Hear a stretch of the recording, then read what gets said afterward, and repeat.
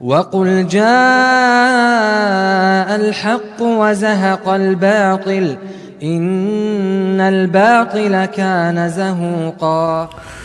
بسم اللہ الرحمن الرحیم وبہ نستعین الحمد للہ رب العالمین والصلاة والسلام علی سید المرسلین وعلی آلہ وصحبہ اجمعین ومن تبعہم بإحسان الی یوم الدین۔ اعوذ باللہ من الشیطان الرجیم، بسم اللہ الرحمن الرحیم۔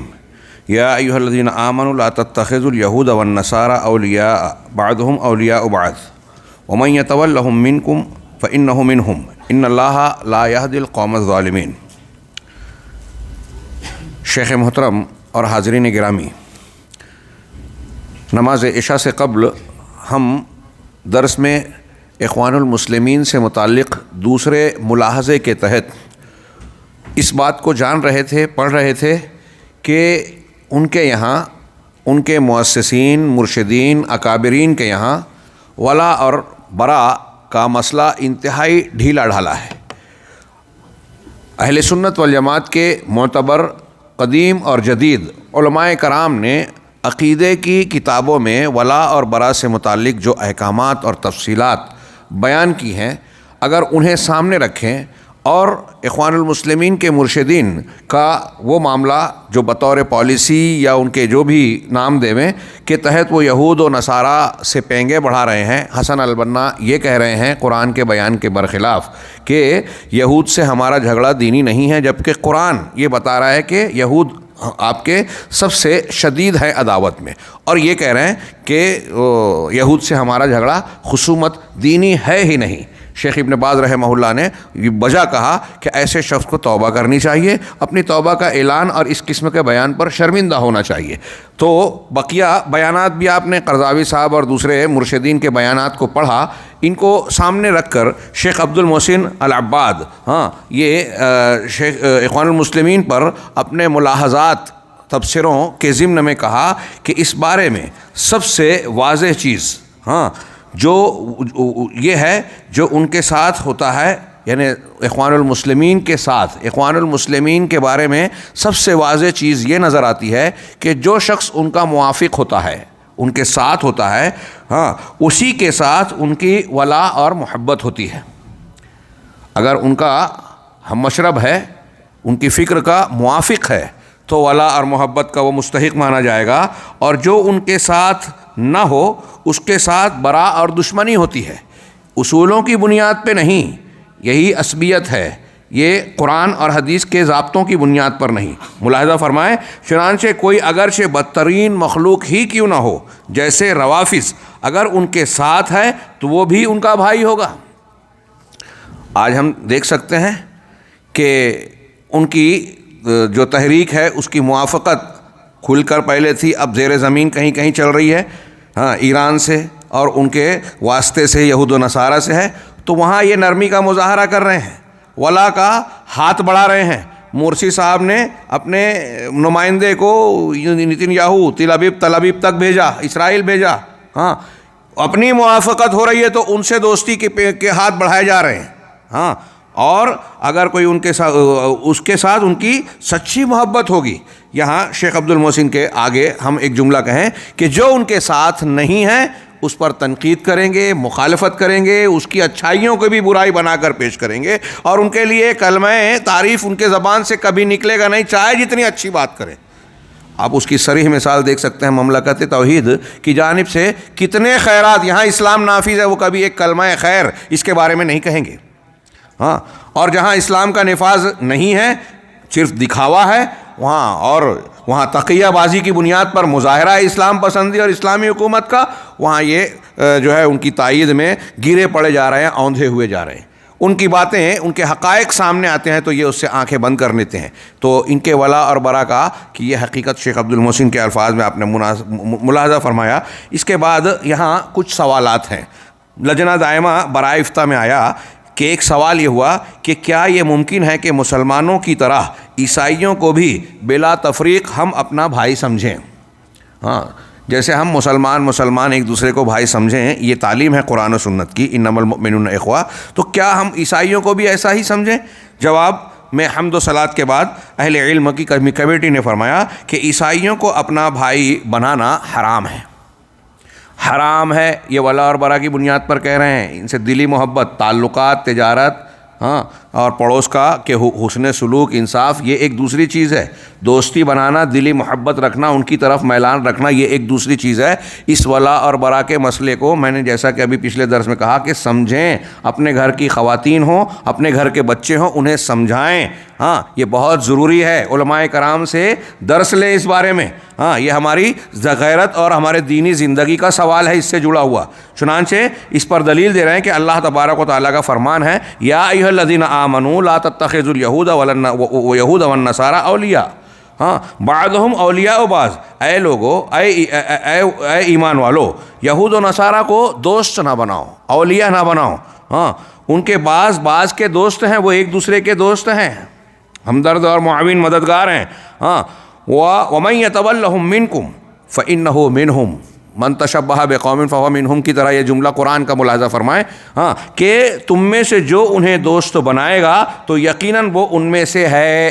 ان سے دوستی گانٹھنا اپنے آپ کو ان میں شامل کرنا ہے، کیونکہ ان سے دوستی اور دل کی محبت، ان کے دین و مذہب کی طرف میلان اور ظاہری طور پر اسلام اور اسلامی تعلیم سے انحراف اور اس سے روگردانی کے معنی رکھتی ہے. بے شک اللہ ظالم لوگوں کو ہدایت نہیں دیتا. جو ایسا کر رہا ہے گویا وہ اللہ کے فرمان کے مطابق ظلم کرنے والوں کی فہرست میں شامل ہے، اور اس کا پہلا عذاب یہ ہے کہ اللہ تبارک و تعالیٰ اس کو ہدایت سے محروم کر دے گا. دنیا میں یہ اس کو عذاب ملے گا، اور پھر جب ظلم اور برگشتگی اور انحراف پر ہی قائم رہے گا تو انجام کیا ہوگا ہم اور آپ سمجھ سکتے ہیں. مزید ارشاد باری ہے، انما المؤمنون اخوہ، کہ تمام مومنین بھائی بھائی ہیں. یہ اخوت دینی ہے، اسلامی ہے. تمام مسلمان بھائی بھائی ہیں. اس آیت کے اندر اللہ تعالیٰ نے اخوت اور بھائی چارہ کو مومنوں کے اندر محصور کر دیا.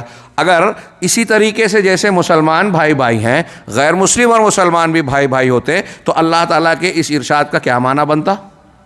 ہاں، والمؤمنون والمؤمنات بعضهم اولیاء بعض، یہ پڑھ چکے پچھلے دروس میں ہم. اور یہاں انما المؤمنون اخوہ، اگر سب ویسے ہی ہیں تو مسلمانوں کو بھائی بھائی کہنے کا مطلب کیا ہے؟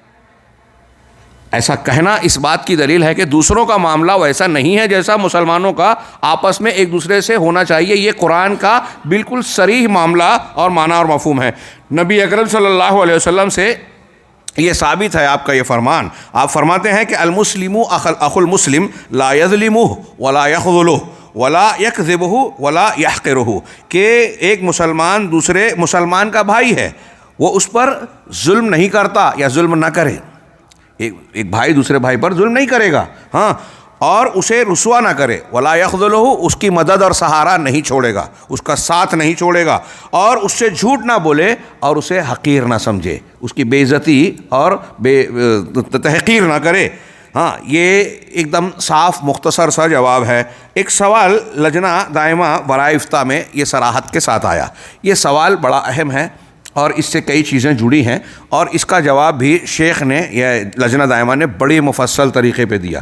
میں ایک لفظ یا ایک دلیل کو نہیں دہرانا چاہوں گا، سرسری طور سے اس پر آپ کو گزارنا چاہوں گا. لجنہ دائمہ کا سوال، ہاں، غور سے سنیے. یہ عالمی سطح پر یہود و نصارہ کی طرف جیسے سوشلزم اور ڈیموکریٹک، اباحیت پسندی اور مختلف قسم کے افکار کو ایک مذہب کی شکل دے کر پھیلایا گیا کہ لوگوں کو ان کے دین سے دور کیا جائے، اباحیت کی طرف لایا جائے، اور بطور خاص اس میں مسلمان اسلام اور مسلمانوں کا عقیدہ ولا اور برا اس کا نشانہ تھا کہ مسلمانوں کے ولا اور برا کو مار دیا جائے تو ہم آسانی سے اپنی تہذیب، ثقافت اور اپنے کلچر کو ان پر تھوپ سکتے ہیں، آسانی سے اپنے فکر و خیال کو اس میں ان کو ڈال سکتے ہیں، اور شہوات کے فتنوں اور پھر اس کے ذریعے سے شبہات کے فتنوں میں مبتلا کر سکتے ہیں. یہ ایک لمبی کہانی اور لمبی باتیں جو کتابوں کی شکل میں آج ہمارے سامنے مختلف شکلوں میں آ رہی ہیں کہ کس کس راستے سے یہ کوشش کی گئی اور کی جا رہی ہے. چنانچہ اسی میں ایک کوشش ہے وحدت ادیان کی بحث. یہ ایک تحریک اور مذہب کی شکل میں پھیلائی گئی عالمی سطح پر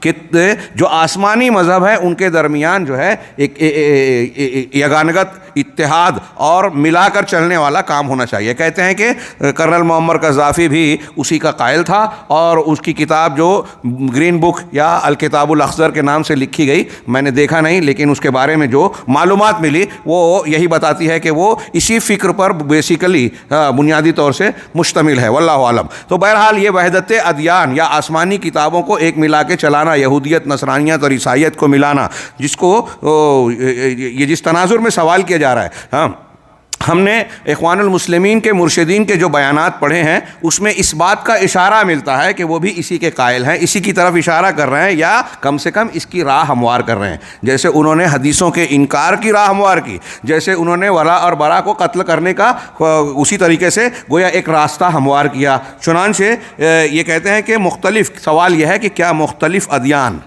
شیخ مترجم نے قوس میں لکھا اسلام، مسیحیت اور یہودیت، عام طور سے یہ فکر پھیلائی گئی کہ تینوں آسمانی مذہب ہیں تو تینوں کو ملا لیا جائے، ہاں، اور سناتن دھرمی آتے ہیں تو وہ کہتے ہیں کہ وید بھی الہامی ہے، اس کو بھی اس سے ملا لیا جائے۔ بہرحال یہ مختلف ادیان کے درمیان تقارب، ایک دوسرے کے قریب کرنا، نزدیک ہونا، سمجھوتا اور میل ملاپ کرنا، کیا کی دعوت دینا شرعی دعوت ہے؟ یعنی شریعت کے دائرے میں اس کی گنجائش ہے، شریعت اس کی اجازت دیتی ہے؟ یہ سوال کیا جا رہا ہے۔ ہاں، اور کیا ایک سچے مسلمان کے لیے اس طرح کی دعوت دینا جائز ہے؟ میں نے سنا ہے کہ اس طرح کا کام علماء ازہر، جامع ازہر مصر، علماء ازہر اور دیگر لوگ اسلامی جمعیتوں کے ذریعے کر رہے ہیں، اور کیا اسی طرح اہل سنت والجماعت اور ان شیعہ، دروزی، اسماعیلی اور نصیری فرقوں کے درمیان تقارب کی دعوت دینے میں مسلمانوں کے لیے کچھ فائدہ ہے، جو اللہ کے ساتھ شرک اور رسول اللہ صلی اللہ علیہ وسلم پر طعن و تشنیع، نیز اسلام اور اہل سنت والجماعت کے ساتھ حقد و حسد اور دشمنی رکھتے ہیں؟ اور کیا اس طرح کی ملاقات، ایک دوسرے سے ملنا اور تقارب شرعاً جائز ہے کہ ہم آگ اور پانی کو اکٹھا کر لیں، سفید اور سیاہ کو ملا دے میں؟ یہ سوال کیا جا رہا ہے۔ اچھے برے کو، یعنی شیطان اور جبریل علیہ السلام دونوں ساتھ ساتھ چلیں، ابلیس اور جبریل، کیا یہ ممکن ہے؟ تو کہا جواب، الحمدللہ وحدہ والصلاۃ والسلام علی رسولہ وآلہ وصحبہ وبعد۔ یہ پہلا نمبر، جواب کی 5-6 شکیں بیان کی، ہر ایک میں بڑی تفصیل ہے، لیکن جو میں نے کچھ نشان لگائے ہیں، بعض ضروری امور کو پیش کر کے اس کو میں سمیٹنا چاہوں گا کہ اولاً ایمان کے اصول وہی ہیں جن کے ساتھ اللہ تعالیٰ نے اپنے رسولوں کو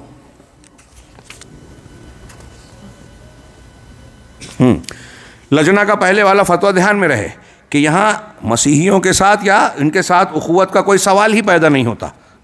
ساتھ ہی ساتھ اب یہ جواب ملاحظہ فرمائیں کہ ایمان کے اصول وہی ہیں جن کے ساتھ اللہ تعالیٰ نے اپنے رسولوں کو کتابوں کی شکل میں نازل کیا اور بھیجا رسولوں کو، توریت، انجیل، زبور اور قرآن کے ساتھ، اور جن کی طرف تمام رسولوں نے دعوت دی۔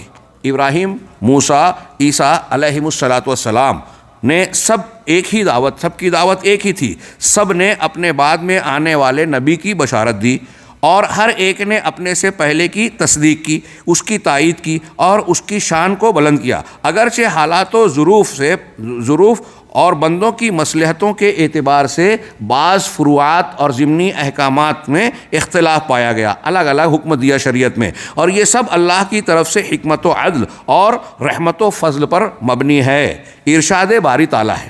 اب یہاں سے آمن الرسول بما انزل الیہ من ربہ والمؤمنون کل آمن باللہ وملائکتہ وکتبہ ورسلہ لا نفرق بین احد من رسلہ۔ یہ آیتیں، اس کی فضیلت اور اس کی تفصیل آپ پڑھتے رہتے ہیں، ہمارے بھی پیغام قرآن کے سلسلے میں اس کی بڑی تفصیل ہے، اور ابھی وہ ادھورا ہے۔ چنانچہ یہ جو ایمان کی بنیادیں ہیں، یہاں ضمناً میں کہوں کہ ایمان کی بنیادوں میں، عقائد میں، نبیوں میں حضرت آدم علیہ الصلاۃ والسلام سے لے کر جناب محمد رسول اللہ صلی اللہ علیہ وسلم تک کوئی فرق نہیں رہا۔ بطور خاص توحید، اور توحید کے ساتھ جو عقائد ہیں، فرشتوں پر ایمان، رسولوں پر ایمان، رسول بعد میں آتے گئے، لیکن حضرت نوح علیہ الصلاۃ والسلام کی قوم کے بارے میں قرآن نے کہا کذبت قوم نوح المرسلین، صرف حضرت نوح کا انکار کیا تھا اور کہا کہ رسولوں کا انکار کیا۔ ایک رسول کا انکار سب کا انکار ہے، اور ایک کو ماننے کا تقاضا ہے کہ سب کو مانا جائے۔ ہے نا. تو اب رسولوں کے یا عقائد کے سلسلے میں کوئی تبدیلی نہیں ہے. فرشتوں پر ایمان 1000 سال پہلے کچھ اور اس کے تقاضے تھے، آج بدل جائے، ایسا نہیں ہے. تو عقائد سب کے ایک ہیں. اس کے بہت سارے دلائل ہیں قرآن و سنت میں، اور بہت سارے مقامات سے یہاں نصوص کو پیش کیا. میں ان دلائل کی روشنی میں آپ کی توجہ صرف اس جانب مبذول کرانا چاہتا ہوں کہ لجنہ دائمہ کے بواب کی پہلی شق میں جو یہ کہا کہ تمام انبیاء کی دعوت اور بنیاد ایک ہے. حالات و قوائف کے اعتبار سے بعض جزوی احکامات میں فرق پڑا، اصولوں میں یا عقائد میں نہیں. اب یہاں ایک سوال ہے، آپ خود غور کیجئے کہ اگر سارے مذاہب کی آسمانی کتاب کی تبدیلیوں تفریق کے باوجود ان سے یگانگت، موافقت یا ایک دوسرے کا بھائی چارہ جائز ہوتا تو اللہ تبارک و تعالیٰ بلا وجہ ہر قوم میں نئے نئے نبی کو کیوں بھیجتا؟ اور پھر یہ کیوں کہتا کہ پچھلی کتاب منسوخ ہو گئی ہے؟ ہاں، زبور آ گئی وہی چلتی، توریت آ گئی، نیا ایڈیشن کی کیا ضرورت تھی؟ ہاں، انجیل کے بعد پھر قرآن کی کیا حاجت تھی؟ ہاں، اور قرآن آیا تو اس نے کہا کہ یہ مہیمن ہے، پچھلی کتابوں کا نگراں ہے، فیصل ہے، اور پچھلی کتابوں کو اس نے نسخ کر دیا. ہاں، یہ جو آگے پڑھ رہے ہیں کہ ہر کتاب دوسری کتاب کی تصدیق کر رہی ہے، بیسیکلی بنیادی طور سے جو اس میں تحریف ہے اس کو بھی واضح کر رہی ہے. قرآن کو مہیمن کہا گیا، نگراں، مطلب قرآن نے پچھلی کتابوں کے بہت سارے غلط مضامین کو رد کر دیا اور ان کے صحیح مضامین کی تائید کر دی، اس کی تصدیق کر دی. قرآن ان کتابوں کی اور وہ کتابیں قرآن کی تائید کرتی ہیں، اور ساتھ ہی ساتھ فیصلہ بھی کرتی ہیں کہ کیا غلط ہے.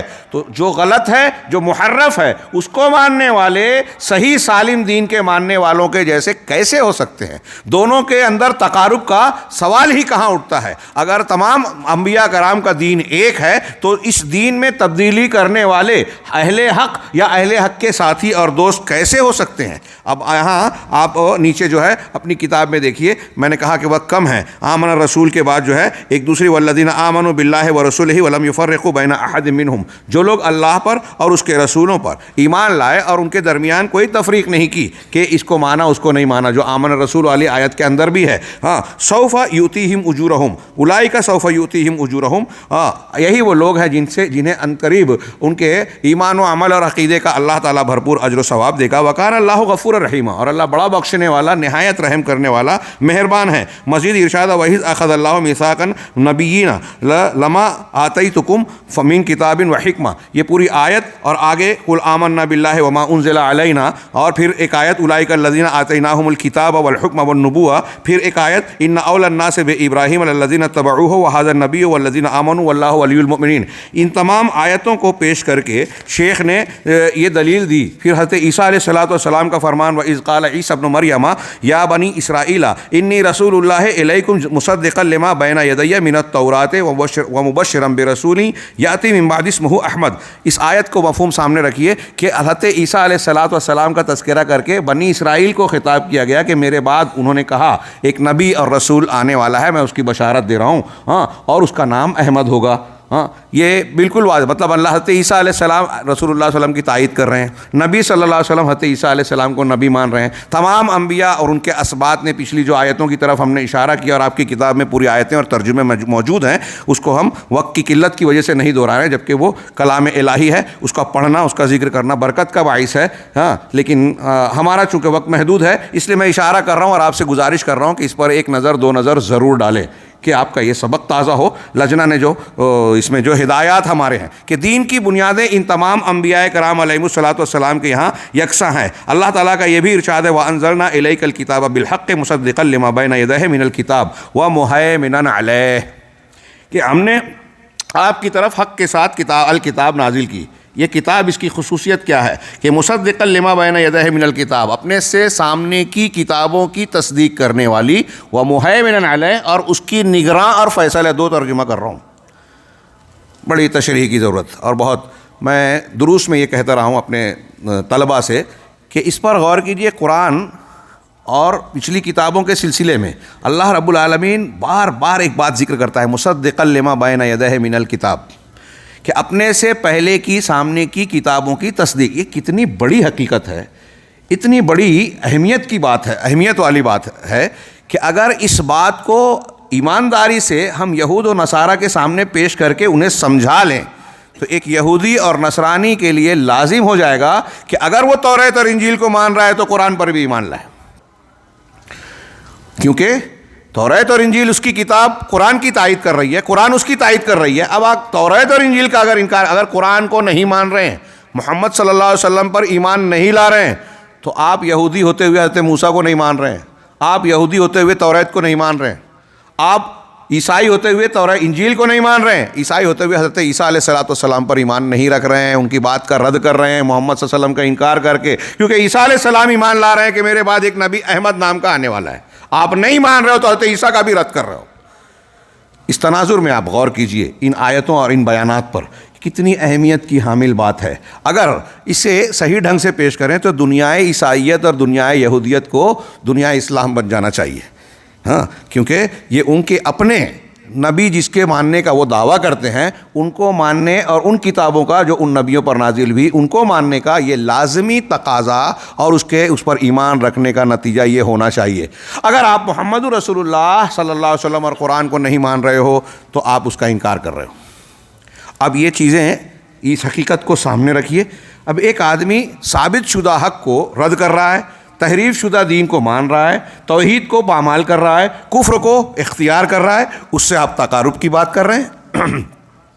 جو اللہ کے دین کی مخالفت کر رہا ہے دشمنی مول لے رہا ہے، ہاں، اور توحید اور دین کی بنیادوں کی مخالفت کر رہا ہے جس کی بنیاد پر ہم دوستی اور دشمنی کی تعلیم کا سبق پہلے دن سے پڑھ رہے ہیں، ان کو آپ کہہ رہے ہو کہ دوستی اختیار کی جائے یا ان کے اور ہمارے درمیان سمجھوتے کی راہیں نکالا جائے، تو یہ قرآن و حدیث کی تعلیمات کے بالکل برعکس ہوگا۔ نبی کریم صلی اللہ علیہ وسلم سے آپ کے اس صفحے پر آخری میں دیکھیے کہ نبی کریم صلی اللہ علیہ وسلم سے ثابت ہے کہ آپ نے فرمایا، میں عیسیٰ ابن مریم کے زیادہ قریب ہوں، دنیا اور آخرت دونوں جگہ انبیاء اللہتی بھائی ہیں، ان کی مائیں مختلف ہیں اور ان کا دین ایک ہے، دین اس کی بنیادیں ایک ہے۔ یہ پہلا نقطہ اس سوال کے جواب میں لجنہ دائمہ نے بیان کیا۔ دوسرا نقطہ، ہاں، اس کو بھی ہم سرسری طور سے دیکھیں گے کہ یہودیوں اور عیسائیوں نے کلمات کو ان کی جگہوں سے بدل دیا، کلمات کو بدل دیا، یعنی اللہ تبارک و تعالیٰ نے جو کچھ ارشاد فرمایا، اللہ تبارک و تعالیٰ نے جو دین اور ان کو قرآن یا ان کی کتابیں عطا فرمائی، ہاں، یعنی توریت اور انجیل کی شکل میں، نبی کی تعلیمات کی شکل میں، اس کو معنی اور مفہوم اور صحیح قول کے مطابق الفاظ کو بھی بدل دیا۔ یہ جملے پر میں زور دے رہا ہوں، ہمارے ہاں ہندوؤں کی طرف سے، یہود و نصارہ کی طرف سے جب اعتراضات کچھ عقلی کیے گئے کہ ارے اللہ تعالیٰ کو نئی کتاب نازل کرنے کی کیا ضرورت پیش آئی، پچھلی کتابوں کی حفاظت کیوں نہیں کی، قرآن کی حفاظت جیسے کر رہا ہے پہلے کی کیوں نہیں کی؟ ہاں، اس کے جوابات اپنی جگہ پر موجود ہیں کہ اس کی حفاظت کا ذمہ اللہ نے امتوں کو دیا تھا، اس کی حفاظت کا ذمہ خود لیا ہے۔ یہ ایک جواب، اور بھی کئی جواب، اللہ کی حکمت مصلحت اپنی جگہ۔ ہمارے سر سید احمد خان صاحب علی گڑھ کے بانی، ہاں، کچھ لوگوں کو عجیب لگتا ہے جب ان کی شخصیت پر یا کچھ بولا جائے، ہاں، یا بڑی، میں نے ابھی خالد صاحب کا اور اس کا تبصرہ بتایا کہ ایک فن میں کسی نے کوئی کارنامہ انجام دے دیا تو اس کا یہ مطلب نہیں کہ وہ ہر فن میں یا دین کے سلسلے میں مرجع بن گیا۔ ہاں، سر سید احمد خان صاحب کا علی گڑھ مسلم یونیورسٹی بنانے کا کارنامہ ہو سکتا ہے، لیکن دین کے معاملے میں جو انہوں نے کیا وہ وہی کام کیا جو آج ہم کو شکایت ہے کہ بہت سارے لوگ غیر مستند علماء ہوتے ہوئے علماء اور مفتیان کا کام کر رہے ہیں۔ انہوں نے بڑی اچھی نیت تھی، ڈاکٹر سر ولیم میور کا جواب دینے گئے، خطبات احمدی اور تفسیر احمدی لکھی، انہوں نے معجزات پر، اللہ کے رسول صلی اللہ علیہ وسلم کے شق صدر، معراج، اسراء اور دوسرے معجزات پر اعتراض کیا، تو یہ جواب دینے گئے، جواب دینے کے لیے بڑی محنت کی، لندن کی لائبریری تک گئے، لیکن انہوں نے وہ کیا جو ایک مسلمان غیور یا ایمان والا نہیں کر سکتا۔ ہاں، انہوں نے خود نیچری فکر کو اختیار کیا، ہاں، طبعی نیچری، یہ ان کی فکر مشہور ہے۔ نیچریت کو ایک جملے میں بولوں تو نیچریت ایمان بالغیب کی عکس اور ضد ہے، عکس یعنی الٹ۔ آپ ایمان بالغیب اگر رکھتے ہیں کہ اللہ اور رسول اللہ صلی اللہ علیہ وسلم سے جو ثابت ہے، ہماری عقل میں آئے نہ آئے، ہمارے ریسرچ سینٹر پر اس کو ہم ثابت کر سکے نہ کر سکے، ہم مانتے ہیں خبر سچی صادق کی بنیاد پر۔ جیسے ابوبکر صدیق نے کہا تھا کہ اللہ کے رسول اگر کہہ رہے ہیں کہ ایک رات میں بیت المقدس یہاں سے گئے اور وہاں سے معراج آسمانوں کی سیر کر کے آئے، تو چونکہ اللہ کے رسول کہہ رہے ہیں اس لیے میں مانتا ہوں، یہ ہے ایمان۔ ثابت اس کو ایکسپلیشن نہیں کر سکتا، سائنٹیفیکلی اس کو بیان نہیں کر سکتا۔ آج بہت سی چیز ہم سائنٹیفیکلی بیان کر رہے ہیں قرآن و سنت کی، جو 50 سال 100 سال پہلے نہیں کر سکتے تھے، لیکن ہمارے اسلاف نے، محدثین نے، سلف نے اس پر ایمان لایا بغیر سائنسی تحقیق کے کہ اللہ اور رسول کا فرمان ہے، ہم مانتے ہیں، یہی ہے ایمان۔ ہاں، جب لوگ مذاق اڑا رہے تھے کہ ایک مکھی کے ایک پر میں جو ہے بیماری اور ایک میں شفا ہے، تو ایک کسی مکھی چوس مولوی نے بنا لی ہوگی بخاری کی یہ حدیث، غلام جیلانی برق نے لکھا. آج وہ زندہ ہوتا تو سائنس والے اس کو توبہ کرنے پر مجبور کرتے. ڈاکٹروں نے کہا، محققین نے کہا کہ مکھی کے 2 پروں میں متضاد خصوصیت ہوتی ہے. خیر، یہی معاملہ ہمارے سر سید احمد خان صاحب کا. بڑے بڑے ہمارے ہندوستان، پاکستان اور دوسری جگہوں پر گمراہی کی ایک بہت بڑی وجہ کیا ہے کہ لوگ شخصیات سے حق پہچاننے کی کوشش کرتے ہیں. شخصیات سے. کل پرسوں ہم لوگ جو احسا میں تھے، وہاں عرب کے ایک عالم نے بڑی پیاری بات کہی، مجھے بہت اچھی لگی. کہا انہوں نے کہ میں نے اپنے لیے ایک قاعدہ بنایا قرآن و حدیث کی روشنی میں سمجھنے کے لیے، کہ پہلی چیز یہ کہ حق اگر دنیا کے سب سے برے انسان کے پاس بھی ملتا ہے، ہاں شیطان کے پاس بھی ملتا ہے، تو اسے لے لو، مگر 2 شرط کے ساتھ. ایک یہ کہ ہمیں اس شیطان کے پاس نہیں جانا ہے، اور دوسرا یہ کہ شیطان سے دوستی. کیا دوسرا قاعدہ؟ ہاں علماء سے تعلق رکھنا. جب ہم اس سے کوئی بات سیکھ رہے ہیں تو علماء حق سے اس کی تصدیق کرائیں. اللہ کے رسول اس کی دلیل دی انہوں نے کہ حضرت ابو ہریرہ جب زکوٰۃ الفطر کے معاملے پر مامور تھے، شیطان چوری کرنے آیا. 3 دن بخاری کی حدیث ہے، آپ سن چکے ہیں. تینوں دن انہوں نے پکڑا. تیسرے دن اس نے جب معذرت چاہی تو کہا کہ نہیں تو جھوٹا ہے، اللہ کے رسول نے بار بار خبر دی، پھر تو آتا ہے، میں تجھ کو اس مرتبہ اللہ کے رسولوں کے سامنے پیش کروں گا. تو نے کہا کہ میں ایک علم کی بات بتاتا ہوں. ہاں تو کہا بتاؤ. دیکھیے حضرت ابو ہریرہ کا شوق علم. کہا ٹھیک ہے، کیا ہے؟ تو کہا کہ اگر تم بستر پر رات کو آؤ اور آیت الکرسی کی تلاوت کرو تو شیطان تم سے قریب نہیں ہوگا. ایک اللہ کی طرف سے ایک محافظ فرشتہ تم پر مقرر ہوگا اور شیطان قریب نہیں آئے گا. چوری کا بھی سے بھی تحفظ ہوگا. حضرت ابو ہریرہ نے چھوڑ دیا اور پھر اللہ کے نبی صلی اللہ علیہ وسلم کو بتایا. نبی صلی اللہ علیہ وسلم نے مسکرا کر کہا کہ وہ تھا تو ابلیس جو کذوب ہے، جھوٹا ہے، لیکن اس کی یہ بات اس نے صدقہ کا وہو کذوب او کما قال، کہ اس نے یہ بات سچ کہی اگرچہ بہت جھوٹا آدمی، جھوٹا ہے. تو ابلیس کی وہ بات صحیح تھی، ہم نے قبول کی. کیوں قبول کی؟ نبی صلی اللہ علیہ وسلم سے تصدیق کی بنیاد پر. نبی نے تصدیق کی. اس لیے اگر کوئی غلط آدمی کوئی بات کہہ رہا ہے، ہم اس کے پاس جائیں گے نہیں. شیخ نے کہا کہ ٹی وی چینل پہ، فلموں میں یا غلط چیزوں میں، غلط کتابوں کو ہم پڑھنے نہیں جائیں گے. اگر اس کی طرف سے کوئی بات آ رہی ہے حادثاتی طور پر، تو ہم اپنے علماء کرام کی طرف رجوع کریں. وہ اگر دلائل کی روشنی میں اس کی تائید و توثیق کر رہے ہیں تو وہ ہمارے لیے سر آنکھوں پر صحیح بات ہے. اور اگر کوئی وقت کا ایسا شخص جو صاحب کرامت ولی ہو، بہت دنیا کا معتبر شخص ہو، ہاں لوگ پوری دنیا اس کو بہت اچھا مانتی ہو، اس کی کوئی ایسی بات ہمارے سامنے آتی ہے جو قرآن و سنت کے واضح طور پر مخالف ہے، صراحتاً خلاف ہے، تو اس کو ہم نہیں قبول کریں گے. حضرت ابن عباس نے کہا یوشک ان تنزل علیکم حجارۃ من السماء، قریب ہے کہ آسمان سے تم پر پتھروں کی بارش ہو. اقول قال رسول اللہ صلی اللہ علیہ وسلم وتقولون قال ابو بکر عمر، میں کہتا ہوں کہ اللہ کے رسول نے فرمایا، تم کہتے ہو ابو بکر اور عمر نے فرمایا. ابو بکر اور عمر کی حیثیت کیا ہے؟ امت میں نبی کے بعد سب سے محترم ہے، جن کو اللہ کے رسول نے بذات خود اپنے بعد مرجع قرار دیا کہ علیکم بسنتی و سنت الخلفاء الراشدین المہدیین من بعدی، میرے بعد میری سنت کی اتباع کرنا اختلافات کی شکل میں، اور میرے بعد میرے خلفاء راشدین کی. ان کی بات کو بھی اگر رسول کی بات کو رد کرنے کے لیے استعمال کیا جائے تو یہ گمراہی ہے. آسمان سے پتھروں کی بارش کو دعوت دینا ہے. ابن عباس رضی اللہ تعالیٰ عنہ صحابی رسول کہہ رہے ہیں. ابو بکر صدیق اور عمر فاروق کی گستاخی نہیں ہے، یہ دین حق ہے، اصول ہے. ابن حضرت علی نے کہا حج تمتع کا احرام باندھتے ہوئے اس کی نیت کرتے ہوئے کہ میں ایک آدمی کے قول کی وجہ سے سنت رسول چھوڑ نہیں سکتا. کس کا رد کر رہے تھے؟ عمر فاروق، جن کے بارے میں اللہ رسول نے کہا یہ میری امت کے ملہم شخص ہیں، الہامی شخص ہیں، جن کی تائید میں کئی قرآن کی آیتیں نازل ہوئی. اور اس طرح کی دلیلیں ہمارے سامنے ہیں. یہ ضابطہ اور اصول ثابت ہے. اب ہمارے ہاں دیکھا اتنا بڑا کارنامہ ہمارے سر سید صاحب نے انجام دیا. اب ان کی نشری بات آئی، ان کی ایک تحریر پڑھی جس میں بخاری مسلم یا صحیح حدیث کا رد ہے، اس کو قبول کر لیا. اصول ضابطہ آپ کے پاس ہے یا نہیں؟ مولانا ابو الاعلیٰ مودودی اتنی بڑی شخصیت، انہوں نے یہ جواب دیا، یہ کتاب لکھی، یہ ایوارڈ مل گیا، تو اب ان کی غلط باتیں بھی ہمارے لیے دلیل بن گئی. شیخ حسن البنا، یہ یوسف القرضاوی کہہ رہے ہیں کہ دنیا کی سب سے بڑی تحریک اس وقت وہ چلا رہے ہیں. ہاں، اور آج کل ہمارے نوجوانوں کا یہ مزاج ہے، ارے اسے اتنے لوگ لائک کر رہے ہیں، اتنے لوگ سبسکرائب کر رہے ہیں، اتنے اس کے فالوورز ہیں، تو اس کے پیچھے چلنے لگے. میرے بھائیوں، یہ شریعت کا اصول اور ضابطہ نہیں ہے. یہ بات اچھی طریقے سے ہم اپنی نئی نسل کے لوگوں کو سمجھائیں. ہاں اگر کوئی شخص، جیسا کہ میں نے ابھی ایک نام لیا، کہاں سے بات آ گئی تھی کہ اللہ تبارک و تعالیٰ نے بات یہاں سے آئی تھی. سر سید احمد خان صاحب کا بھی کہنا یہ ہے، میں نے پڑھا، اگر غلطی ہو تو میری اصلاح کر دی جائے، میرے علم میں جو ہے فی الحال یہی آ رہا ہے کہ انہوں نے یہ کہا کہ توریت اور انجیل میں لفظی تحریف نہیں ہوئی تو معنوی ہوئی. معنوی تو قرآن میں بھی ہو رہی ہے. پھر قرآن کے قیامت تک محفوظ رہنے اور اس کے غیر محفوظ ہونے کی بات کا مطلب ہی کیا بنا؟ معنوی تو قرآن میں بھی لوگ کر رہے ہیں نا. حضرت نوح علیہ السلام کی قوم کا جو شرک تھا، آج ہمارے قبر پرست لوگ اس کو قرآن سے ثابت کرنے کی کوشش کرتے ہیں. مشرکین مکہ کے شرک کو ثابت کرنے کی کوشش کرتے ہیں. تو یہ معنوی تحریف ہے کہ نہیں؟ وسیلے کا غلط مطلب، اولیاء اور صالحین سے متعلق وہ باتیں جو اللہ کے لیے کی خصوصیات ہے وہ ان میں ثابت کرنا، اور اس کو دلیل دینے کے لیے قرآن سے توڑ مروڑ کر کے بیان کرنے کی کوشش کرتے ہیں. تو یہ کیا معنوی تحریف نہیں ہے؟ بہرحال اس کی دلیلیں صاف صاف موجود ہیں کہ توریت اور انجیل میں معنوی کے ساتھ ساتھ لفظی تحریف بھی ہوئی، اور یہ مرعوبیت ہے.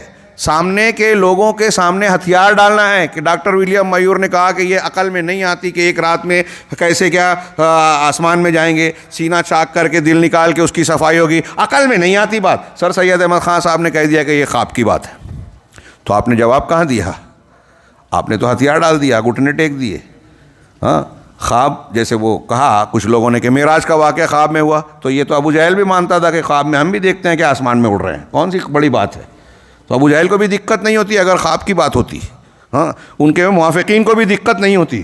معجزہ تو یہی ہے جو عقل میں نہیں آتا، انسان کو عاجز کر دینے والا خرق عادت معاملہ ہوتا ہے، جس کو ہم معجزہ کہتے ہیں. قرآن میں اس کو آیت، برہان اور کیا دوسرے بینہ کہا جاتا ہے قرآن اور حدیث کے الفاظ میں. خیر، تو میں عرض کر رہا تھا کہ یہ توریت اور انجیل کو انہوں نے بدل دیا، اور لفظی معنوی ہر قسم کی تحریف اس میں کی گئی، جیسا کہ دلائل قطعیہ سے ثابت ہے. جو لوگ یہ کہتے ہیں کہ یہ لفظی تحریف نہیں ہوئی، وہ غلط کہتے ہیں. ان سے کہی گئی جو باتیں ان سے کہی گئی اسے بدل دیا. اس طرح انہوں نے اپنے اصول دین میں اور اپنے رب کی شریعت میں تبدیلی کر لی. انہی میں سے یہودیوں کا یہ قول ہے عزیر ابن اللہ، عزیر اللہ کے بیٹے ہیں، اور ان کا یہ گمان کہ اللہ تعالیٰ کو تھکان لاحق ہوا. یہ آپ کی کتاب میں ہے تھکن لاحق ہوئی، عبارت صحیح کر لیجئے، تذکیر و تانیث کا فرق ہو گیا کہ تھکن لاحق ہو گئی. اللہ تعالیٰ نے آسمان اور زمین کو توریت اور انجیل میں انہوں نے توریت میں یہ باتیں لکھی کہ 6 دنوں میں اللہ تبارک و تعالیٰ نے آسمان اور زمین کو پیدا کیا تو تھک گیا، اور 7ویں دن شنیچر کے دن آرام کیا. اللہ تعالیٰ نے قرآن میں اس کا رد کیا. ہاں وَلَقَدْ خَلَقْنَا السَّمَاوَاتِ وَالْأَرْضَ وَمَا بَيْنَهُمَا فِي 6 أَيَّامٍ وَمَا مَسَّنَا مِن لُغُوبٍ. ہم نے آسمانوں اور زمین کو اور ان کے درمیان کی ساری چیزوں کو 6 دنوں میں پیدا کیا، اور ہمیں تھکن نے چھوا بھی نہیں. شکستگی، تھکن، لغوب. یہ لغوب جو ہے نکرہ نفی کی سیاق میں ہے، یہ بالکل عموم ہے، نفی میں عموم کا معنی دیتا ہے کہ تھکن کی کسی چیز نے چھوا ہی نہیں. ارے اللہ رب العالمین کو تھکان آ جائے، قدرت میں کمی ہو جائے گی، اس کی قدرت میں کمی نہیں ہے. ہاں تو کہا ان کے بیچ میں جو کچھ انہیں کہنے لگے، اور شنیچر کے دن آرام کیا، یہ ان کا کہنا ہے. ان کا یہ گمان ہے کہ انہوں نے عیسیٰ علیہ السلام کو سولی دے دی اور قتل کر دیا، اور اسی طرح ان لوگوں نے شنیچر کے دن ہیلا بنا کے شکار کو حلال کر لیا، مچھلی والا شکار کا معاملہ، جبکہ اللہ تعالیٰ نے ان پر اسے حرام کیا تھا. اور ان لوگوں نے شادی شدہ کے حق میں حد زنا کو منسوخ کر دیا. یہ انہوں نے تبدیلی کی تھی. شیخ کیا ہے عبداللہ بن سلام رضی اللہ تعالیٰ عنہ جب یہودی عالم تھے، مسلمان ہو گئے. اللہ کے نبی صلی اللہ علیہ وسلم کو وہ حدیث ہے بخاری مسلم کی، زنا کی تعزیر اور حد کے بارے میں بتایا کہ وہ لوگ آ کے کہنے لگے، کہا تمہاری توریت لے کے آؤ، تو ہاتھ رکھ کے پڑھو اس میں حد زنا کیا ہے. تو انہوں نے بتایا کہ منہ کالا کر کے جانور پہ جو ہے پھیلانا. یہ حاشیہ پڑھ کے سنا رہے تھے.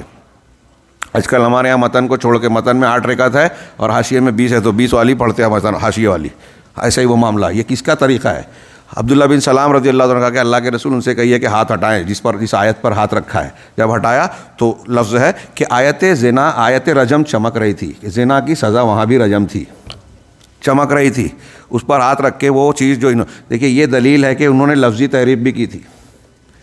چھوٹے آدمی کو یہ سزا دیتے تھے، بڑے آدمی کو یعنی رجم کی، اور بڑے آدمی کو شریف آدمی کیا تو تھوڑی موڑی ہلکی پھلکی یہ کالا چہرہ کر کے تھوڑا گھما پھرا دیا، کچھ تحفہ وفہ لے لیا اور چھوڑ دیا. ہاں کہا اسی طریقے سے اللہ تعالیٰ نے ان پر اسے حرام کیا تھا. ان لوگوں نے شادی شدہ کے حق میں حد زنا کو منسوخ کر دیا تھا. اسی طرح ان کا یہ کہنا کہ ان اللہ فقیر و نحن اغنیا، اللہ فقیر و نعوذ باللہ محتاج ہے اور ہم مالدار ہیں. اور یہ کہنا کہ ید اللہ مغلولہ، اللہ کا ہاتھ بندھا ہوا سکڑا ہوا ہے. اور اس کے علاوہ بھی ان لوگوں نے بہت ساری قولی عملی تحریف و تبدیلی کر رکھی تھی. ہاں، ایسی بہت سی چیزیں ہیں جو انہوں نے تبدیل کر کے بدل دیا تھا. اور قرآن و حدیث میں اللہ رب العالمین کو کہا کہ انسان کو بنانے کے بعد اسے افسوس ہوا، حزن الرب، ہاں بہت افسوس میں مبتلا ہو گیا. ہاں بتائیے افسوس کسے ہوتا ہے؟ جس کو آگے کی بات کا علم نہیں ہو، جس کو کوئی ڈر ہو، نقصان اور خطرہ خوف ہو جائے گا. کیا اللہ رب العالمین کو ایسی کوئی چیز لاحق ہو سکتی ہے؟ وما قدر اللہ حق قدری. ایسے احکامات میں اور مسائل میں جیسے سود ان پر بھی حرام تھا. انہوں نے یہ کہا کہ یہودی سے سود نہیں لے سکتا، دوسروں سے لے سکتا ہے. بعد میں اور چینجنگ کی تلمود میں کہ یہودی لے سکتا ہے یہودی سے تھوڑا، اور دوسروں سے چاہے جیسا چاہے جتنا لے سکتا ہے، جس طرح چاہے اس کے مال کو چھین سکتا ہے، اس پر قبضہ کر سکتا ہے. اور ایسے اور بھی بہت سارے احکامات، شراب اور نشے کی ممانعت تھی، اس کو بھی تبدیل کیا. اور یہ سب کچھ جان بوجھ کر خواہشات نفس کی پیروی میں کیا تھا. اسی طرح عیسائیوں کا یہ گمان کہ عیسیٰ علیہ السلام اللہ کے بیٹے ہیں اور وہ بھی اللہ کے ساتھ ایک معبود ہیں، تثلیث کا عقیدہ انہوں نے گڑھا، کفارہ مسیح کا عقیدہ گڑھا. اور ان کا یہودیوں کے اس گمان کی تصدیق کے انہوں نے عیسیٰ علیہ السلام کو سولی دے دی اور انہیں قتل کر دیا. اور ان دونوں میں سے ہر ایک کا یہ گمان کہ وہ اللہ کے بیٹے اور محبوب ہے، نحن ابناء اللہ و احباؤہ. اور ان کا محمد صلی اللہ علیہ وسلم اور آپ کی شریعت کے ساتھ کفر کرنا، جانتے بوجھتے، یہ سمجھتے ہوئے کہ یہ وہی نبی ہیں جو جس کے توریت اور انجیل میں پیشین گوئی کی گئی ہیں، یہ جاننے کے باوجود یہود کا بطور خاص اس کی مخالفت کرنا، حسد کرنا. اور ان لوگوں نے خود اسے تسلیم کیا ہے کہ یہ بات ہماری کتابوں میں موجود ہے. ان دونوں لوگوں کے ان کے علاوہ اور بھی بہت ساری قابل ملامت، شناعت اور قباحت کی باتیں اور تناقضات موجود ہیں. اللہ تعالیٰ نے ان کے بہت سارے جھوٹ، ان کی افتراء پردازیاں، ان کی طرف نازل کردہ شریعتوں اور عقائد میں تحریف و تبدیلی اور ان کی فضیلتوں کو بیان کیا ہے. ان ساری چیزوں کو اپنی کتاب محکم میں بیان کیا. اب یہاں دیکھیے یہود و نصارہ کی تحریفات کا ذکر جو قرآن میں اللہ رب العالمین نے کیا، اس کی چند آیتیں نیچے بیان کی گئی ہیں. ان آیتوں سے میں آپ سے گزارش کروں گا کہ آپ کو کتاب آپ کے ہاتھ میں موجود ہے. اس کا تقاضا یہ ہے کہ آپ کم سے کم گھر جانے کے بعد ایک مرتبہ ان آیتوں کو اور ان کے ترجموں پر نظر ڈالیں.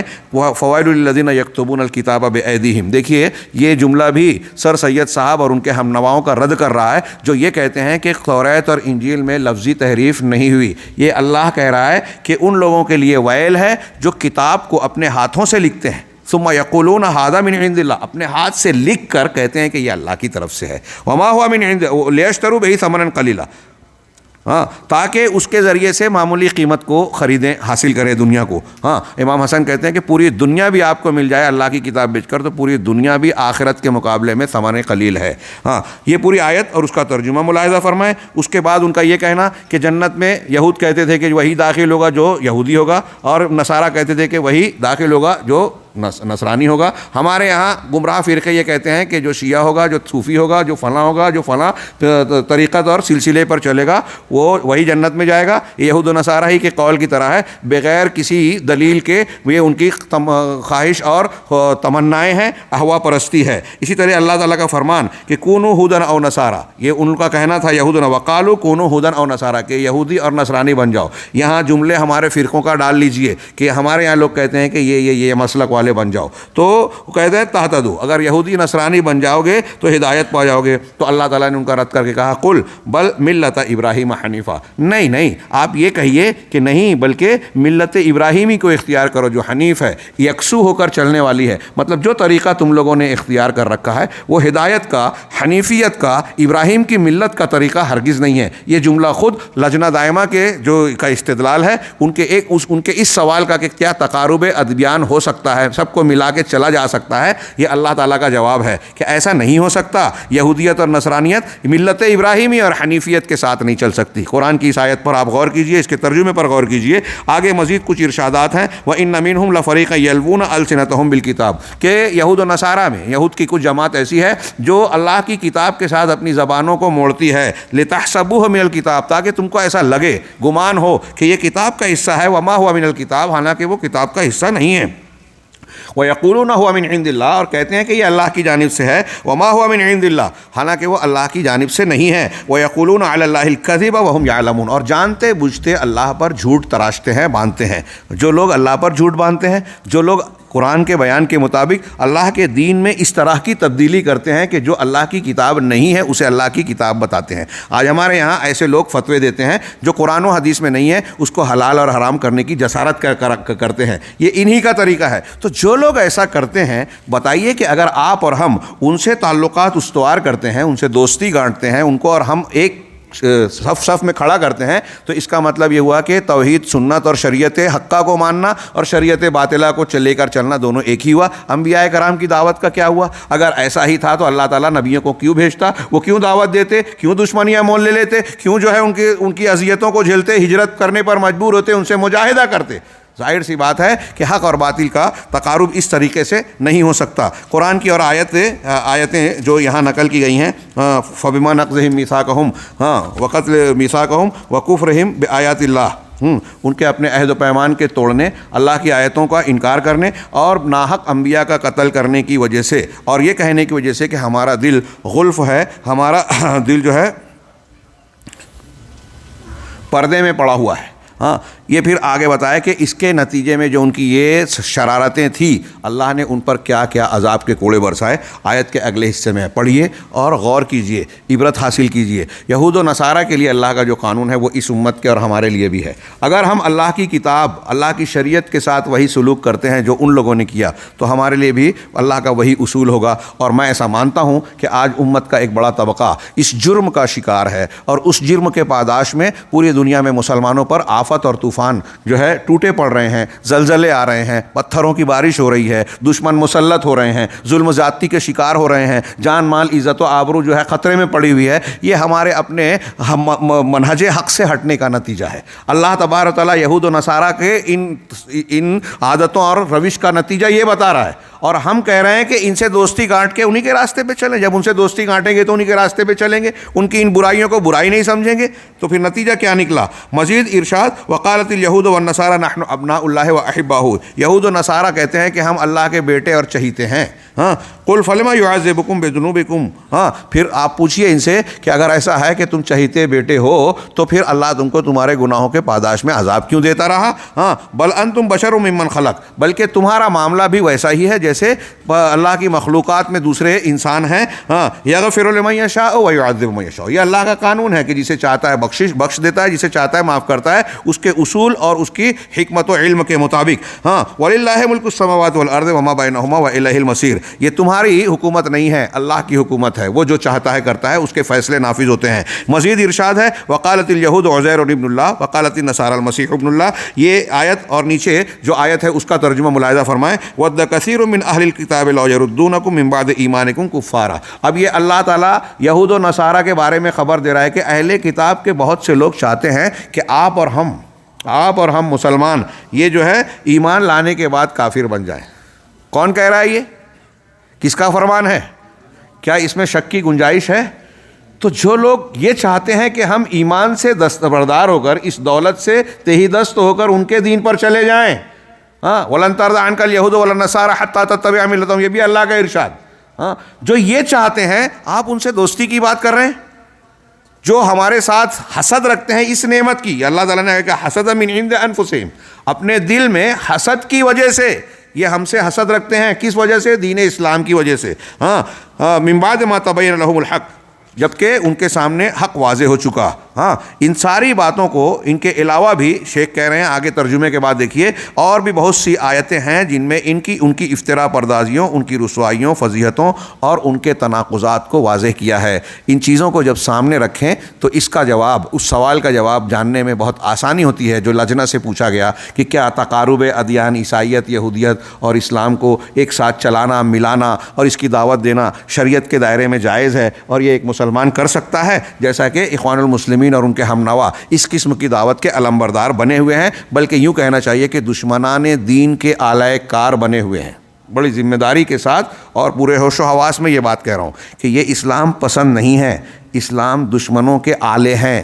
ان میں کچھ لوگ جانکار ہوں گے تو ہو سکتا ہے، اور بہت سے لوگ نہیں جانتے، جاہل ہیں، سادے ہیں، جذباتی ہیں، وہ سامنے کی چمکدار قسم کے جھوٹے دعووں پر جو ہے ایمان لے آئے، تحقیق نہیں کی، صحیح منہج کو سیکھا نہیں، قرآن و سنت اور توحید کو جانا نہیں، لہٰذا ان کے سامنے یہ تناقضات نہیں آئے اور وہ دھوکے میں پڑ گئے۔ یہ ان کے حالات کے چند نمونے تھے تاکہ انہی کو بنیاد بنا کر آگے جواب دیا جا سکے۔ یہ شیخ کہہ رہے ہیں کہ جو چیزیں بیان کی گئی اسی بنیاد پر آگے کا جواب بنے گا۔ تیسرا نقطہ بیان کیا لجنہ نے اپنے جواب کے لیے کہ مذکورہ باتوں سے معلوم ہوا کہ وہ ادیان جنہیں اللہ تعالیٰ نے اپنے بندوں کے لیے واجب کیا ہے وہ صرف ایک ہے، یہاں تقارب کی ضرورت نہیں، سب ایک دین ہے، سب اللہ کا نازل کیا ہوا، تقارب کی ضرورت نہیں، جیسا کہ واضح ہوا کہ یہود و نصارہ نے اللہ کی نازل کردہ شریعتوں میں تحریف و تبدیل، رد و بدل کر دیا، یہاں تک کہ ان کا دین جھوٹ، بہتان، کفر و ضلال کا دوسرا نام ہو گیا۔ اسی لیے اللہ تعالیٰ نے رسول اللہ محمد صلی اللہ علیہ وسلم کو امت محمدیہ اور دیگر تمام امتوں کے لیے عمومی طور پر مبعوث کیا۔ اگر سب کو ایک کر کے چلانا ہوتا تو نبی صلی اللہ علیہ وسلم کو اللہ حکم دیتا کہ ان کو بولو کہ چلو آؤ مل لو، اور ہم سب مل کے ایک پلیٹ فارم تیار کرتے مشترکہ۔ ہاں، ان کا رد کر کے ان کو اسلام کی دعوت کیوں دی؟ ان کے بادشاہوں کو، عمراء کو، ان پادریوں کو دعوت دی، اور ان میں سے بہت بڑی تعداد نے دین اسلام کو قبول کیا، ان کے علماء نے قبول کیا۔ ہاں، تو اسی لیے اللہ تعالیٰ نے رسول اللہ علیہ وسلم کو، تاکہ آپ واضح کر دیں اس حق کو جو ان لوگوں نے چھپا رکھا تھا، اور ان عقائد و احکام کی تصحیح کر دیں جو ان کو بگاڑ دیا تھا، جن کو انہوں نے بگاڑ دیا تھا، اور تمام لوگوں کو سیدھی راہ کی طرف رہنمائی کریں۔ ارشاد باری تعالیٰ ہے اب اس میں، یا اہل الکتاب قد جاءکم رسولنا، اللہ تعالیٰ نے اہل کتاب کو خطاب کر کے جو دعوت دی، ان کی کچھ نمونے قرآن سے پیش کیے گئے کہ اہل کتاب کو یہ دعوت دی گئی ہے کہ آپ محمد رسول اللہ صلی اللہ علیہ وسلم اور قرآن کی شریعت پر ایمان لے آؤ۔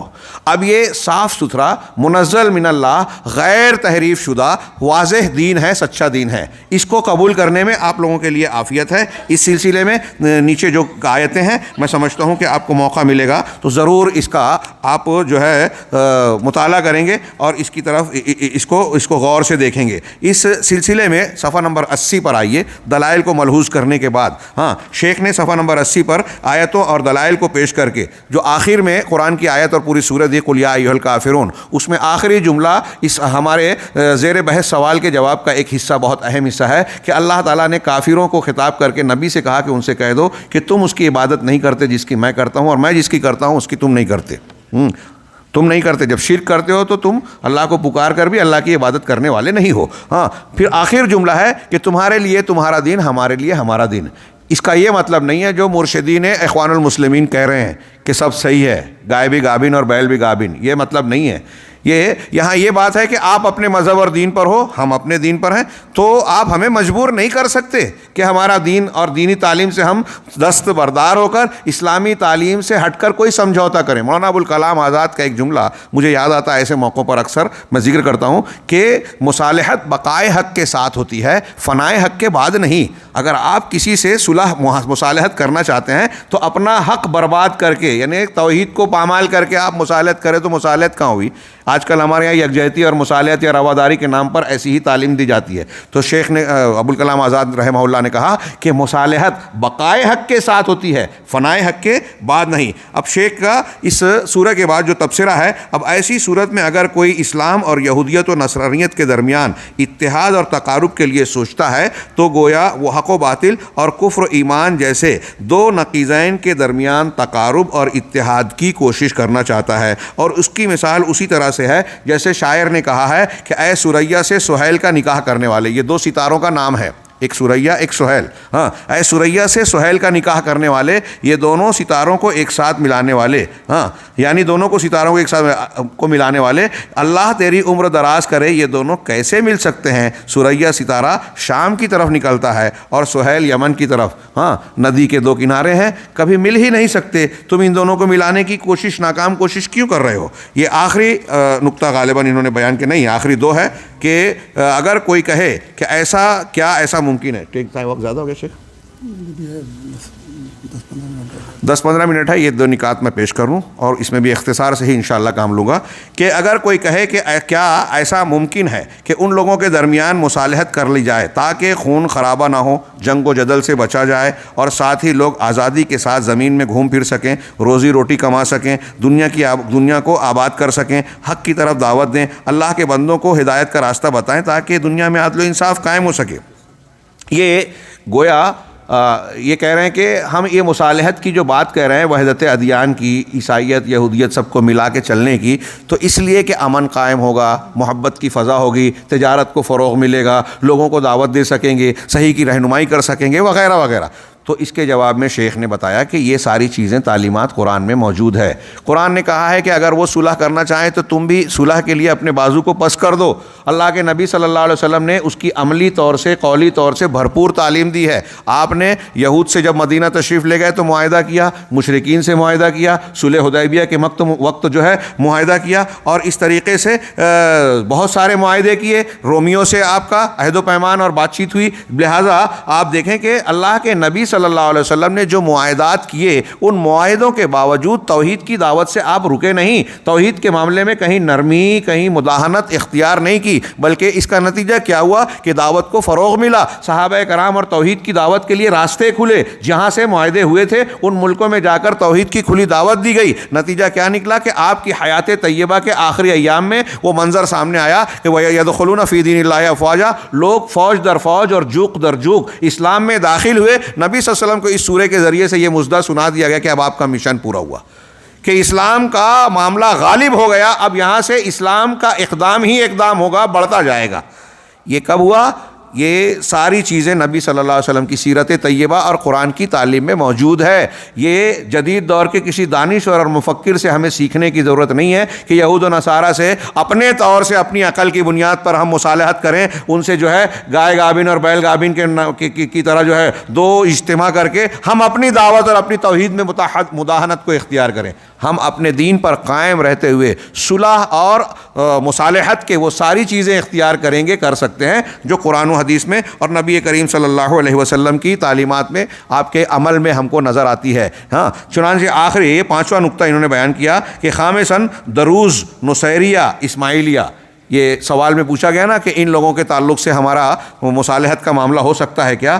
تو جبکہ یہ لوگ مسلمانوں کے تعلق سے حقد و حسد رکھتے ہیں، یہ جو فرقوں کے نام ہیں دروز، نصیریہ، اسماعیلیہ، یہ باطنی فرقوں کی شکیں کہلاتی ہے۔ ہاں، یہ دروز جو ہے محمد بن اسماعیل الدرزی، جس کو بشتکین یا نشتکین کے نام سے جانا جاتا ہے، یہ اس کے متبعین ہیں۔ یہ کان من موالی الحاکم،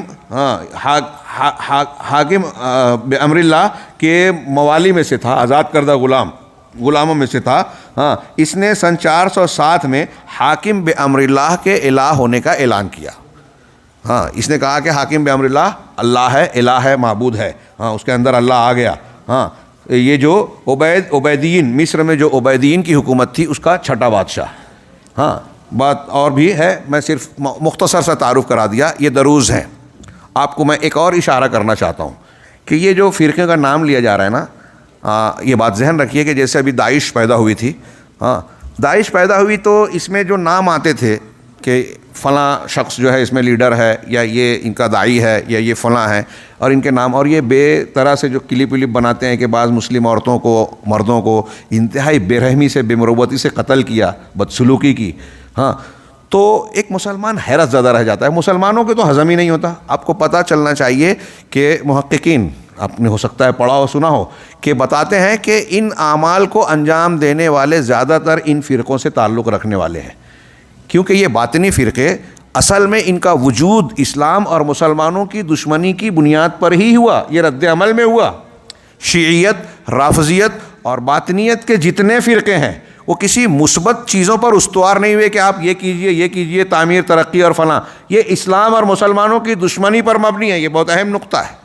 اسی لیے آپ دیکھیں کہ روافظ کے یہاں سنیوں کی مخالفت ایک امکار خیر ہے۔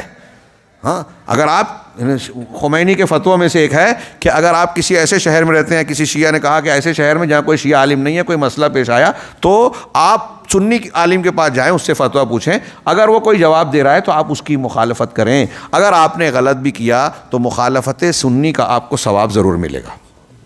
یہ اپنے الفاظ میں یہ ان کے یہاں مزاج ہے، رد عمل، دشمنی اہل سنت والجماعت۔ کوئی ایک حکم آپ کو ایسا نہیں ملے گا شاید روافظ میں، وضو سے لے کے توحید تک، جہاں وہ اہل سنت اور قرآن و حدیث کی ثابت شدہ عقیدے کے خلاف نہ کرتے ہوں، کچھ نہ کچھ مخالفت ضرور کرتے ہیں۔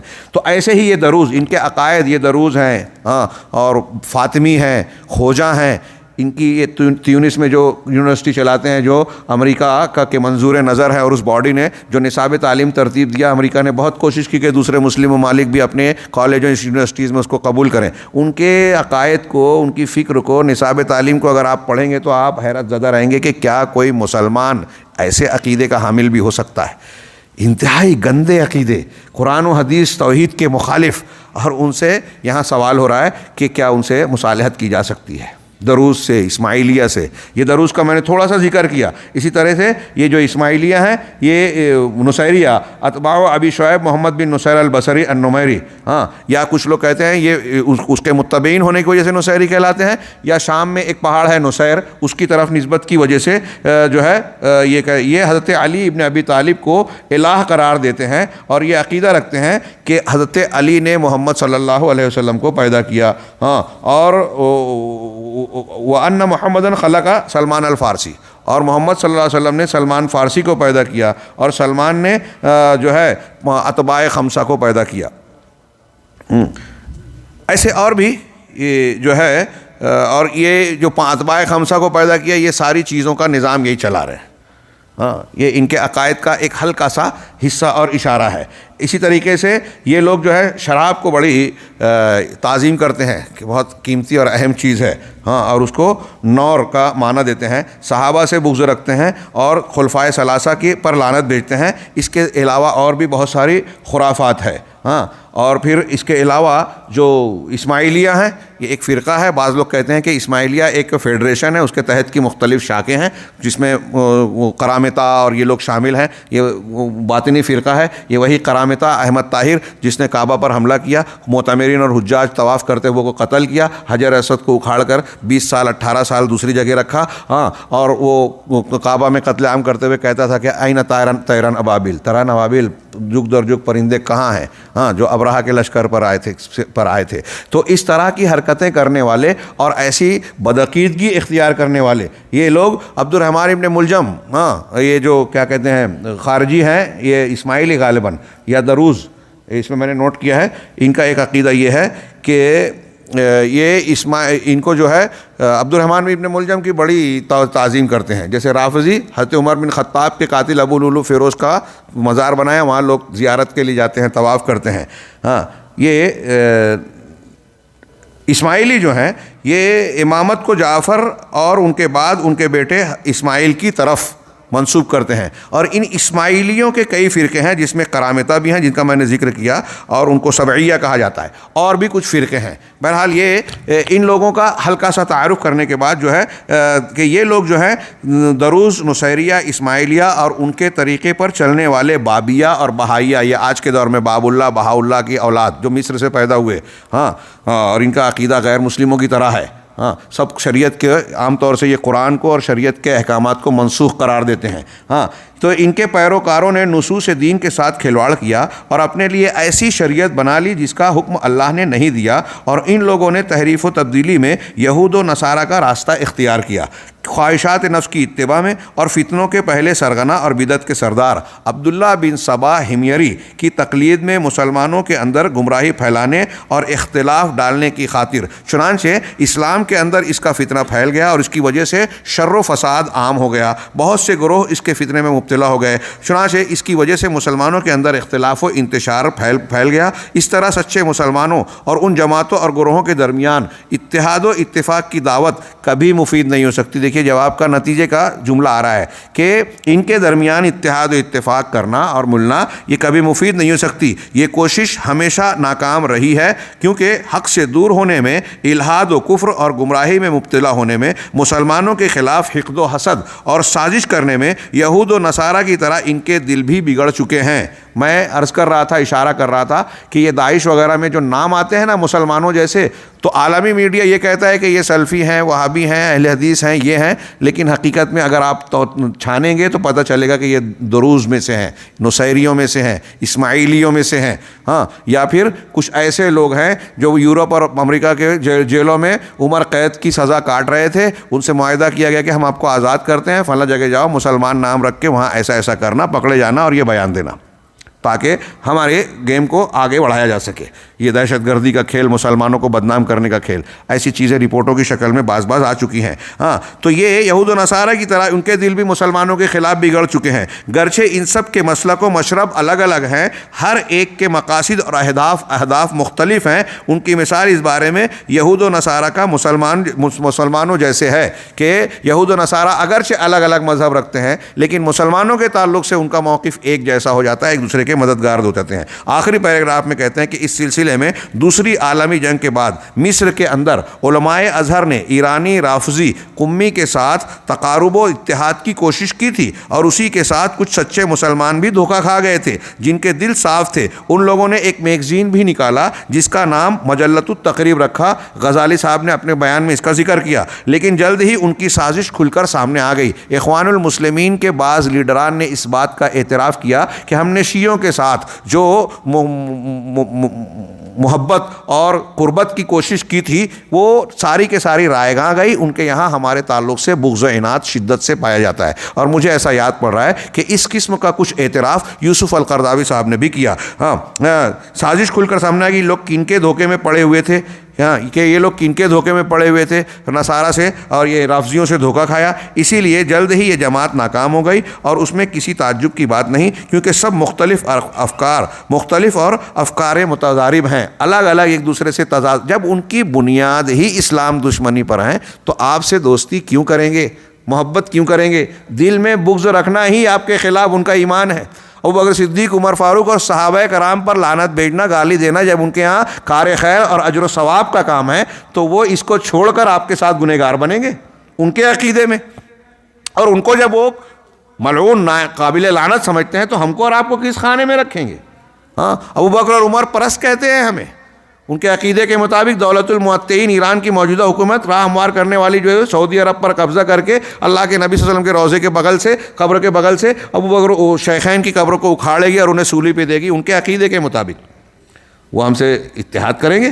ہاں، کہا یہ ان کے عقائد متناقض ہیں، اور یہ بہت بعید ہے کہ دو نقیض ایک ساتھ جمع ہو جائیں، یعنی اجتماعی ضدین کبھی ہو ہی نہیں سکتا۔ وباللہ التوفیق وصلی اللہ۔ یہ جو ہے ان کے بیانات ہیں لجنہ دائمہ کے۔ میری خواہش تھی کہ یہ تیسرے ملاحظے کو بھی جو صرف 2 صفحے میں ہے بیان کر دوں، لیکن مجھے لگتا ہے کہ آپ حضرات بھی تھکن کا شکار ہیں۔ ہم یہ کوشش کریں گے کہ اگلے ہفتے میں اس کتاب کے درس کو کنٹینیو اور مستمر کرتے ہوئے ان نکات کے خلاصے کو بیان کر کے جو نکات رہ جاتے ہیں کم سے کم اس پر مرور ہو جائے اور آپ کی نظر سے گزر جائے۔ میں نے جیسا کہ کہا اور شیخ بار بار اس کا اعادہ کر رہے ہیں کہ یہ آج کے زمانے میں ان چیزوں سے واقفیت حاصل کرنا، اور موجودہ پورے عالم اسلام میں خاص طور سے ہماری نئی نسل میں اسلام پسندی کا جو بخار غلط منہج کی شکل میں چڑھا ہوا ہے، اس تناظر میں اسے سیکھنا جاننا بہت ضروری ہے۔ اگر ہم نے سیکھا جانا نہیں اور ان فتنوں کو جان کر اپنے گھروں میں اس سے تحفظ کی دیوار کو کھڑا نہیں کیا تو ہمارے دروازوں پر بھی فتنہ آنے والا ہے، اور یہ ایسا فتنہ ہے جو صرف اپنی شخصیت کو برباد نہیں کرتا۔ اگر سماج میں یہ فتنہ عام ہوتا ہے تو عالم اسلام، مسلم حکومتیں، مسلم سماج پورے کے پورے خطرے سے دوچار ہوتے ہیں، اس لیے کہ یہ شر الخلق والخلیقہ والا فتنہ ہے۔ اللہ تعالیٰ ہمیں صحیح سمجھ عطا فرمائے، دین کی فقہ اور فقاہت عطا فرمائے، جو اللہ کے رسول صلی اللہ علیہ وسلم کے فرمان کے مطابق ان لوگوں کے ساتھ اللہ تعالیٰ کرتا ہے جن کے ساتھ خیر چاہتا ہے۔ اللہ ہمیں ان خوش نصیب لوگوں میں داخل فرمائے اور اس کی برکت سے دنیا اور آخرت کے ہر فتنے اور عذاب سے محفوظ رکھے۔ وآخر دعوانا ان الحمد للہ رب العالمین وصلی اللہ علی نبینا محمد۔